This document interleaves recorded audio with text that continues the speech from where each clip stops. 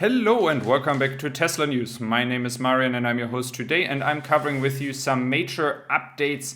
We do have things to talk about regarding the shareholder meeting that happened last night. So let's look into the first news coming from China. So we do have already guessed that the Chinese factory is the largest producer. Currently, it is producing more cars than in Fremont, which is no surprise as we have seen the numbers in the past months coming out from China. Furthermore, Elon said that he is expecting an expansion in China. He didn't really define what expansion he means, if there will be new buildings, if he's talking about the compact car coming from China sooner than expected. There was no really a detailed explanation what he meant with that. I do believe that they will continue increasing the capacity within the buildings they have right now, and then maybe by end of next year they might further expand when it comes to the compact EV. Furthermore, a part of the Chinese factory, we know as well that Tesla is going to expand the Fremont factory by 50%. So they want to expand and further increase the output coming from California. And he also said there are a lot of challenges out there to get really good employees. And of course, because the living costs are so high, it is getting really difficult to have enough people over there. Despite that, he is expanding in Fremont by 50%. We do know that the capacity is right now around 120k cars per quarter. That would mean they would expand that to 180,000 per quarter, which will be really exciting. Not only that, we are looking into Austin here, and we do see that Elon decided to move the headquarters to Texas, which is no surprise at all, but he was clearly saying it is not anything negative meant to California as they are further expanding over there. So Austin will be the headquarters of Tesla. And for the factory here, we also have some indications. He didn't go into details when the Model Y production will start. He said this year, so let's see how fast they can do that. There was no update regarding October or so on. But what he mentioned, what I find really interesting, was that he was talking about the new battery cells from Roadster. And he said the production is at around 10 gigawatt hours. And this will be enough to deliver enough batteries for the ramp up of the Model Y till the production of the new battery cell is happening here in Austin locally. This also indicates that we are close to production start for the Model Y because the batteries are able to be produced. He didn't say any delays here.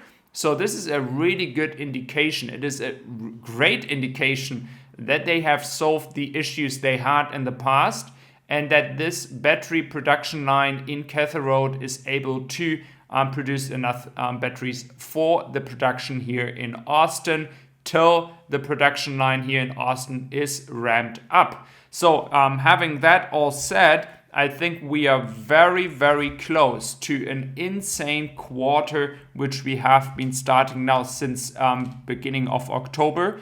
I expect crazy things to happen in November and December. And I think that we will see the first Model Ys maybe by end of October. But please let me know what you think when we will see the first Model Ys. Because we know that the production line is pretty much ready to go, the first one. And if the batteries from Road are also ready to go, we should maybe see some deliveries of batteries very soon to Austin. Furthermore, not only the headquarter was a discussion, we also have the update regarding the Roadster and the Semi. The Roadster and Semi might go into production by the end of next year. He also indicated again that the issue is the amount of batteries needed for those two products, but especially for the Semi. it is not an indication that they have issues with the design or the techniques or the technology that is connected to the Semi. It is purely the batteries, and they take everything they can buy from suppliers. That's what he said. He doesn't want to take these suppliers out of business. That's something what suppliers are often asking Tesla, but he wants to buy everything that they can produce. Looking into Grünheide, guys, we are having the preparation for the event on the weekend. The good news is for my German channel, I have one guy which is part of the website I'm working with that is actually having a possibility to go there. We have to see how he is getting inside the tours that are inside the building. I'm really hoping to get some footage for you guys, especially coming from the tour outside of the Grünheide factory. We do see the event is being prepared here thanks to Tobias Lind. Again, if you haven't checked out his channel, do so. Tobias is doing some really great work here.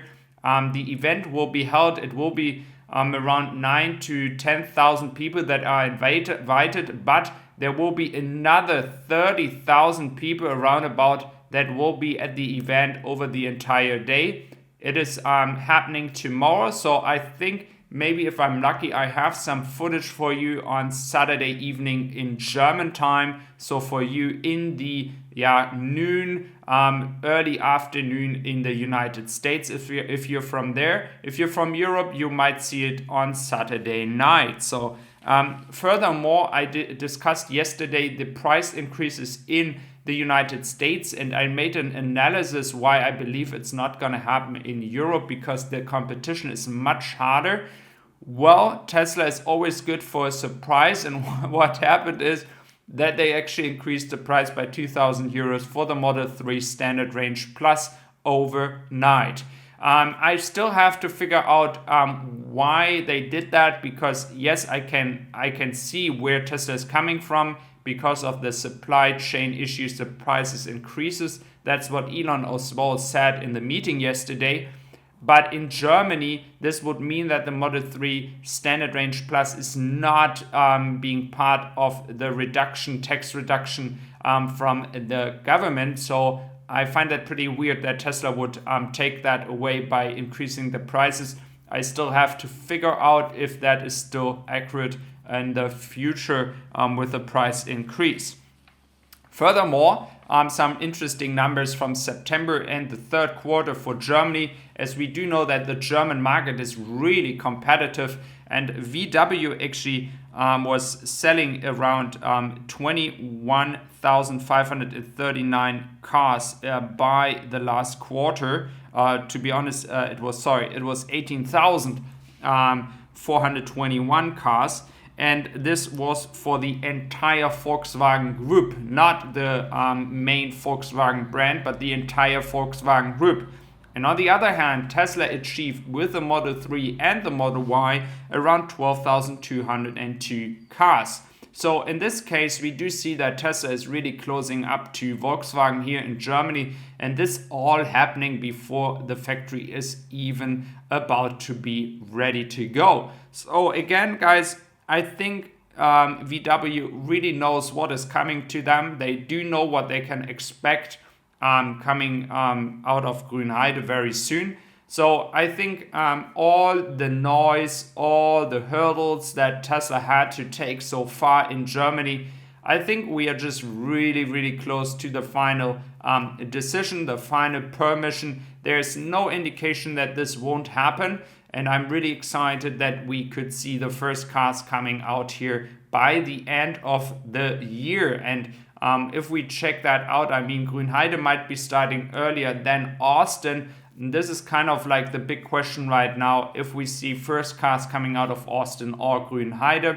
But maybe Tesla is already on the way to announce that on Saturday, because Elon Musk will be there as well. And maybe he kept this yesterday for himself when it comes to producing cars in Grünheide. And maybe he could announce on Saturday that the cars coming out of Germany will be very, very soon. In this case, again, as a reminder, not with the new battery cells. based on the announcement yesterday from Elon, we can see that this will happen with the other 2170 cells that are already capable of having a great range. And then we will see further into 2022 the production of the new battery cells happening in Germany. Just to the end, again, no new factories announced yet. He also mentioned that the factories that they are building right now in Grünheide and Austin are enough to be filled first of all. I think they will go into looking into new location next year. That's what he also mentioned. And then we can see where Tesla is heading to with new factories. So thank you very much for listening to today's video. I really appreciate you being here. And if you are happy with my content, I hope to see you back very soon into the next video tomorrow, maybe with footage from Grünheide. So take care, guys. Thank you very much.